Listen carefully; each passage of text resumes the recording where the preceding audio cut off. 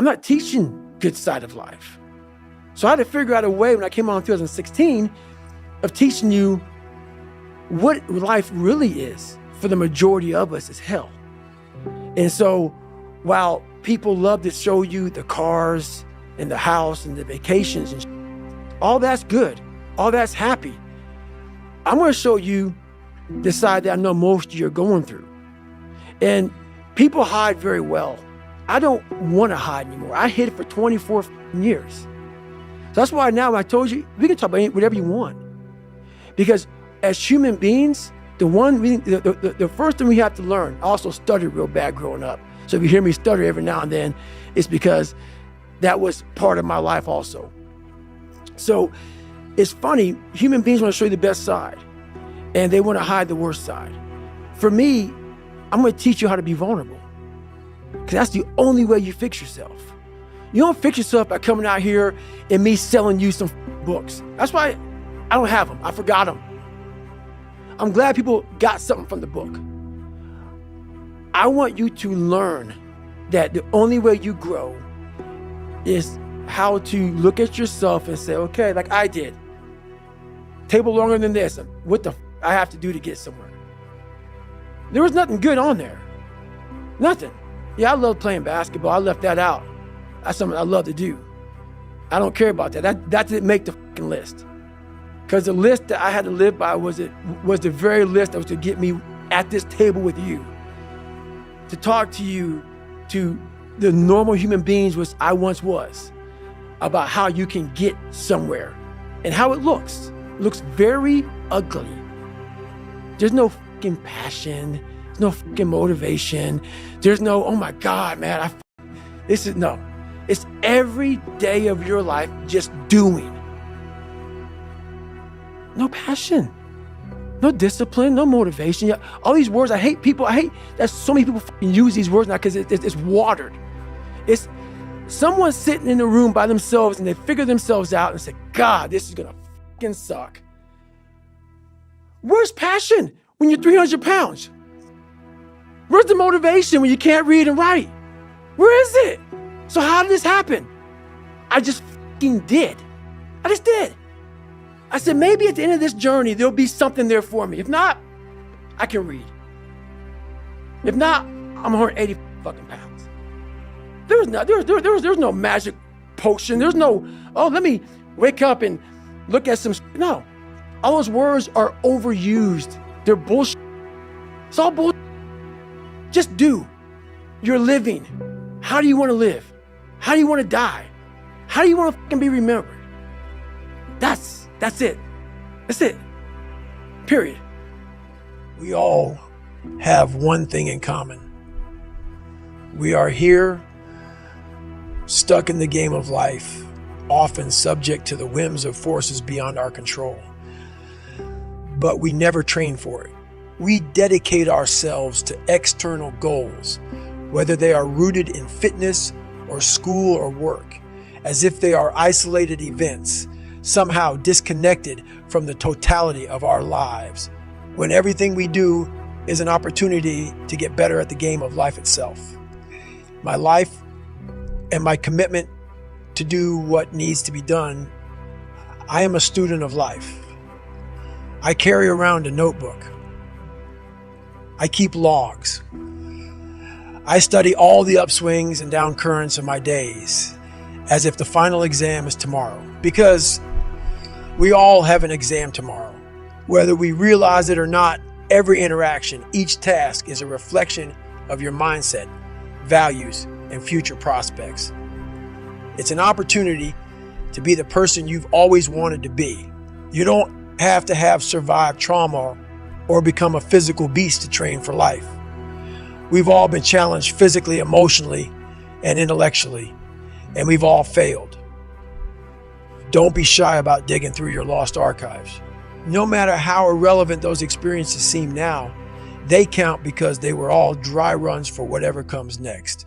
This awareness that everything we do is merely training for the next episode is like a filter that expands your perception. When you get assigned something at work or school that you don't want to do, step into a conflict you didn't see coming, someone close to you gets sick or dies, or a relationship falters, you will see these challenges as new chapters in life's textbook, which you can study to make sure that the next season of loss won't be such a kick in the knees. Not just for you, but more so for the people around you.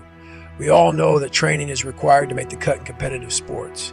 Get into the best schools and compete for the most coveted jobs, because that's what it takes to be prepared. We all have a voice in our head.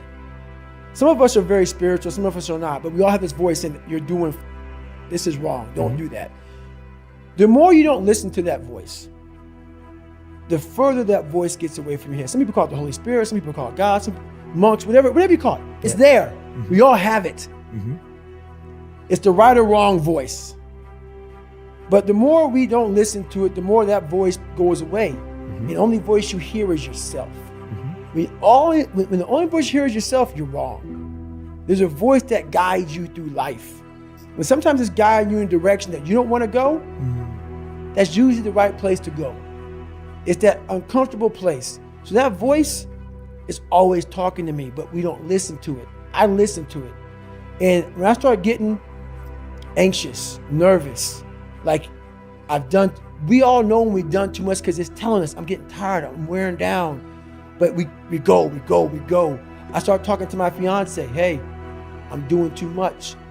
You start now, like I did in Hell Week, like I do all the time, the 1 second decision. It's that decision when your mind starts to get so amped up, whenever you can't hear yourself think, you gotta slow down. Whenever you're living off a schedule, every day's a schedule, you have no time for yourself. When you start, and we all know it, I don't have time for this anymore, I don't have time for that anymore. That's when your mind and your body are saying, think about that. I'm neglecting my fiance, I'm neglecting my disciplines of life, I'm neglecting my reading, my learning, my workouts, my diet. When you start neglecting all of that, you neglect one of them, you can neglect all of them a long time. It's gonna haunt you. When you start seeing that, my God, I haven't eaten right in a long time, haven't been sleeping right in a long time. It can only be one of those things to take you off.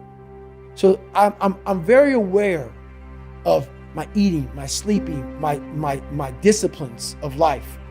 And when I started to get too far away from them, it's a hard stop. Because what made me are the not just disciplines, the self-disciplines of life. And those are always in front of you. If you have any, they're always in front of you. So that's my hard stop. Bad men obey their lusts as servants obey their masters. A forbidden fruit is the sweetest. If it weren't so pleasant to submit to your urges, nobody would ever struggle with self-discipline. However, notwithstanding how much pleasure it can bring, it's important to see the temptation for what it is. Your enemy on the path toward freedom. Obeying your lusts enslaves you, while rejecting them increases your freedom. The reward you'll get for not succumbing to your temptations will more than make up for the price you pay today for missing out on the instant gratification. Self-disciplined people may appear to some as if they were the ones being enslaved. After all, they're the ones whose lives are so limited. They don't get to eat junk food. They follow a strict routine, deliberately expose themselves to discomfort, and reject what society considers the spice of life: gluttony, laziness, and engaging in other vices. What the critics fail to see is that through the rejection of those temptations, the self-disciplined become the masters of their lives. They serve the goals chosen by themselves instead of fleeting, spontaneous temptations. They choose to forego temporary satisfactions for deeper, more lasting ones later on. In the meantime, in the long haul, the people who fail to control their urges, or rather, don't even try to control them, fail to control their lives, manipulated by the temptations like a marionette. The loafer believes he is enjoying life, but sooner or later he must face disillusion, since self-discipline shines in the long term and often doesn't seem to provide any benefits in the short term. You may be tempted to believe that people who are loafing around have it better. While you're watching your finances like a hawk, They spend money they don't have and show off with all the new cool gadgets. While you're eating a salad and washing it down with a cup of green tea, they're eating a bag of delicious potato chips and gulping down sugary cans of Coke. While you feel like throwing up during your workout from trying to squeeze out one more rep, they squeeze more mayo out of the bottle to put it on the French fries they gorge on while watching their favorite TV shows. It might seem they have it better, but sooner or later, the person exposing himself or herself to discomfort for the sake of achieving their long-term goals will come out on top, while the people loafing around will get to feel the negative consequences of their laziness. Irresponsible spenders will realize they're on the brink of bankruptcy. Potato chip addicts will be diagnosed with diabetes. The inactive TV fans will start taking hypertension medication. You, on the other hand, will look back at your past sacrifices and smile, happy that you've never succumbed to the temptation to take it easy and loaf around. That's why I don't own a car, I don't own a place, nothing. What I realized is all I wanted in my life was look at that accountability mirror and be proud of. And everything else went away. While you need money to be successful, you need money to live, you need money. Money does buy a form of happiness, because without it, you're miserable. But once I realized it doesn't mean for me. What makes you happy? Achievement, reaching goals, accomplishing things that I thought were impossible to accomplish. Because while I don't smile all the time, there's this feeling inside of me that very few people have. Very few people have. Because when you come from where I came from, nothing, and you make something out of nothing, the feeling stays with you all day long. And it allows you to be who you want to be in front of anybody. The only thing more infectious than a good attitude is a bad one. The more you dwell on the negative, the weaker you feel, and that weakness infects those around you. However, the reverse is also true. I knew that if I could control my attitude and redirect my attention, I'd gain control of the entire situation. I was disappointed, but I wasn't surprised that my knee gave out. Now, it was on me to learn what I could from the setback, adapt, and move forward. It's an unwritten natural law of the universe that you will be tested. You will get smacked in the fucking face. A hurricane will land on your head. It's inevitable for all of us. Yet, we are not formally taught how to handle unexpected adversity. We have sex education, fire drills, active shooter drills, and curriculum on the dangers of alcohol and drugs. But there is no rug just got pulled out under. You class. Nobody teaches how to think, act, and move when disappointment, bad news, malfunction, and disaster inevitably strike. All the advice floods in only after we are already lying dazed on the canvas, which means it's up to you to cultivate your own strategy and have the discipline to practice it. Mine is simple. No matter what life serves me, I say, Roger that. Most people think Roger that simply means order received.